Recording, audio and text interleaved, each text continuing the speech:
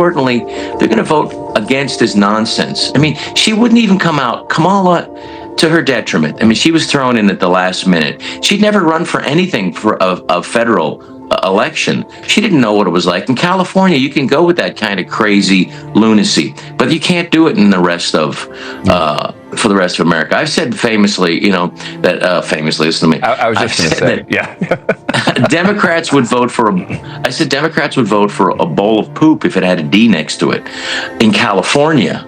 But the rest of the country, they just weren't buying it. Rob Schneider just unloaded on Hollywood's woke elite, and he did not pull a single punch.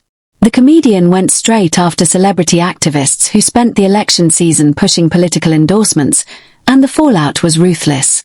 Bill Maher may be known for sarcasm, but Schneider's takedown hits harder and burns deeper. Buckle up, hit subscribe, and let's jump right into the madness. Good to see you. First of all, I'm insulted that anybody would think that what celebrities say doesn't work.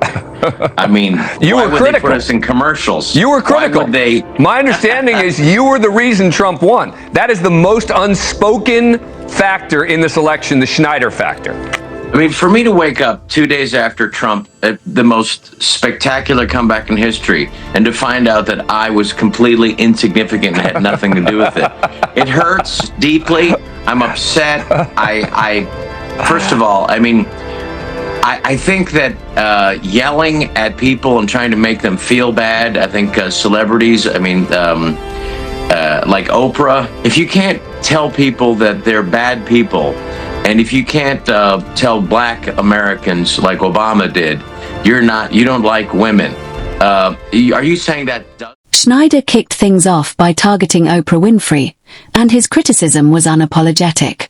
He accused her of perfecting the art of softening uncomfortable truths, choosing emotional comfort over hard honesty.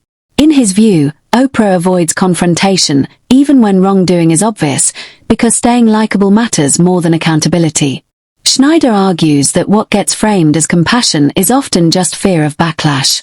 Instead of using her massive influence to challenge power, he says she protects it. That, according to Schneider, is the fatal flaw of celebrity activism. When empathy becomes an excuse to stay silent, influence turns into insulation. And for someone with Oprah's reach, Schneider insists silence isn't kindness, it's cooperation. Let me ask you, what do you make more broadly, on a more serious note, of the quote-unquote celebrity endorsement? Putting aside the people who actually are getting out there and doing the work in the field. I just mean the folks who are holding big events, Beyonce helping Harris get whatever it was, 25, 30,000 people there. Well, I mean, first of all, Beyonce didn't sing. She's supposed to sing that day. Right. That's a biggie.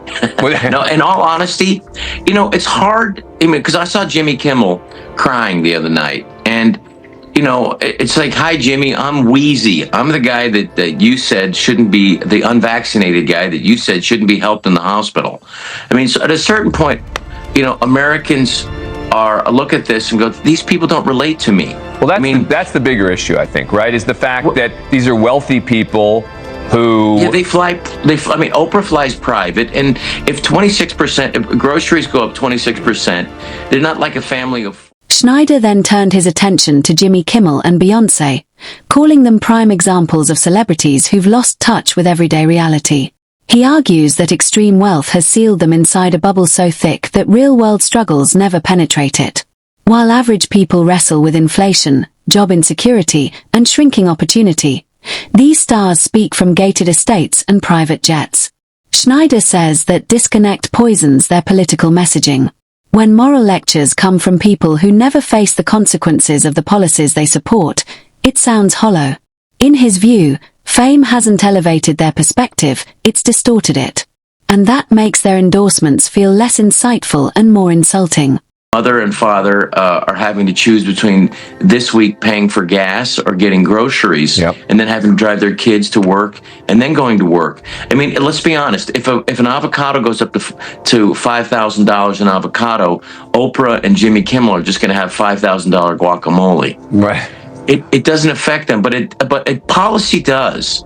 I mean, the thing about the rich celebrities, and in all honesty, I mean, and these people I've met, and they're genuinely nice people, but I will say that they are able to afford to be immune policies, democratic policies that detrimentally affect people who don't live. Schneider then turned his attention to Jimmy Kimmel and Beyoncé, calling them prime examples of celebrities who've lost touch with everyday reality. He argues that extreme wealth has sealed them inside a bubble so thick that real-world struggles never penetrate it. While average people wrestle with inflation, job insecurity, and shrinking opportunity, these stars speak from gated estates and private jets. Schneider says that disconnect poisons their political messaging. When moral lectures come from people who never face the consequences of the policies they support, it sounds hollow. In his view, fame hasn't elevated their perspective, it's distorted it.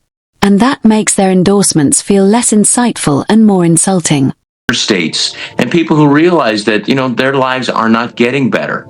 And that is something that no amount of hand-wringing or making them feel bad or endorsements matter. I think what really does matter is, when Kamala Harris and Tim Walz are talking about free speech as a privilege, like it's a driver's license, instead of what it really is, a guaranteed First Amendment right for all Americans, when it was exposed that the Democrats did work, the Biden-Harris administration did work with Zuckerberg at Facebook and with Twitter to silence Americans who disagreed with the government narrative and went against it, who ended up being right.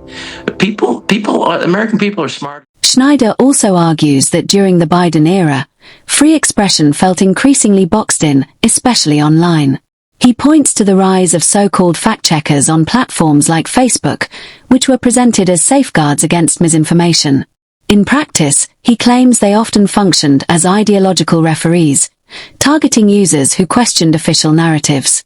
Twitter followed a similar path, blurring the line between moderation and suppression. Schneider insists this wasn't about truth, it was about control. When tech companies align acceptable speech with political authority, expression becomes conditional. And once dissent requires permission, democracy is already wobbling. Importantly, they're going to vote against this nonsense. She wouldn't even come out. Kamala, to her detriment. She was thrown in at the last minute. She'd never run for anything for a federal election. She didn't know what it was like. In California, you can go with that kind of crazy lunacy, but you can't do it in the rest of for the rest of America. I've said famously, that famously, listen to me. I was just going to say, yeah. Democrats would vote for Democrats would vote for a bowl of poop if it had a D next to it in California, but the rest of the country, they just weren't. Schneider says this mindset explains why Democrats keep producing bizarre political figures. According to him, party loyalty has completely replaced standards. Competence, integrity, and clarity no longer matter. As long as there's a D next to the name, voters are expected to comply. He argues this blind allegiance destroys accountability and lowers expectations to the floor. Instead of evaluating leaders, voters are told to fall in line. Schneider believes this is how mediocrity survives in politics. When ideology replaces scrutiny, almost anyone can pass as leadership. Even Hispanics are like, they don't want to, who came over here legally, they don't want to have people who, just an open border and they don't know who's coming in. And these are the people having to deal with the real, they're not like, not living in a gated community like Jimmy Kimmel or Oprah or these other, or Bruce Springsteen. They're living and having to deal with the real world consequences of democratic policies. And Americans have rejected it. Schneider then exposes what he sees as a massive contradiction in the open borders debate. He points out that many Hispanic and undocumented immigrants actually oppose open borders themselves. Why? Because they understand that borders serve a purpose. Knowing who enters, who leaves, and whether there's any control matters. That practical view clashes with wealthy celebrities who preach open borders from behind walls, guards, and gated communities. Schneider calls out the hypocrisy. These elites never deal with the fallout, yet lecture everyone else about morality. The irony, he says, is almost comical. Some of these same stars openly trash America while insisting on redesigning it for the people who still have to live with the consequences. Let me tell you, Kamala, she does different accents, depending Depending on where she is, you know, down south. Let me tell you something. You boys better get it together here and vote. Save democracy. Black community, she's like, shit, let me tell you something, honey. Let me tell you right now, we ain't vote for Trump, I even saw her at a 7-Eleven going like, listen, it's very important that we vote for the Democrats. We're trying to save democracy here. We're trying to save democracy. For sure, you don't understand. You need to vote. You need to. When it comes to Kamala Harris, Schneider doesn't soften his words. He calls her entirely manufactured. From her shifting accents to her carefully staged appearances, he argues nothing about her feels genuine. Schneider says the accent changes aren't harmless. They signal a politician constantly adjusting to the room instead of standing on principle. One audience, one voice. Another crowd, a different version.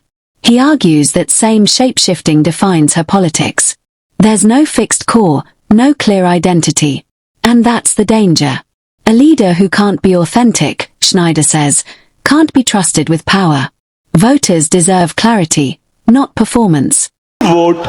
Rob Schneider doesn't mince words when it comes to Kamala Harris. He flat out calls her inauthentic, arguing that everything about her feels manufactured, from her shifting accents to her carefully staged public persona. According to Schneider, the accent changes aren't harmless quirks. They're symptoms of something deeper, a politician constantly adjusting herself to fit the room instead of standing on principle. One day she sounds one way, the next day another, depending on the audience. Schneider says that same shape-shifting defines her political identity. Nothing feels fixed, nothing feels real. And that's the problem. In his view, a leader who can't present an authentic self can't be trusted with real power. When voters step into the booth, they deserve to know exactly who they're voting for. With Harris, Schneider argues you don't get clarity, you get performance. And when politics turns into acting, accountability disappears. Schneider argues that if Harris had faced a real, competitive primary, her campaign would have collapsed quickly.